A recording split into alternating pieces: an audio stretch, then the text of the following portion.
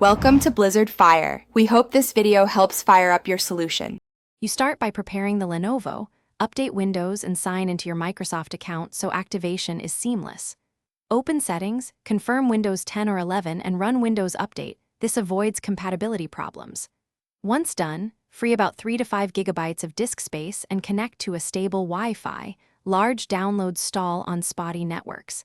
Make sure the system time is correct because activation checks it. With those prerequisites handled, you're ready to download Microsoft Word or Office Installer. You download Word from the Microsoft Store or the Microsoft 365 portal depending on your license. Choose a subscription or one-time purchase. Once the installer is saved, right-click and run as administrator to avoid permission errors. Follow prompts to select language and install location, then wait. Installation can take several minutes. After install completes, open Word. You'll be prompted to sign in with your Microsoft account or enter a product key. Doing so activates features and links your files to OneDrive automatically.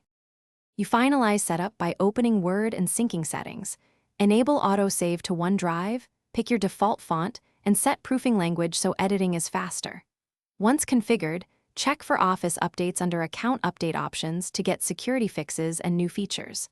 If something goes wrong, make sure to sign out and back into your Microsoft account first, then run the Office repair tool from Programs and Features. If activation still fails, re-enter the product key. This resolves most licensing hiccups quickly. Thanks for watching. If you found this helpful, don't forget to like and subscribe.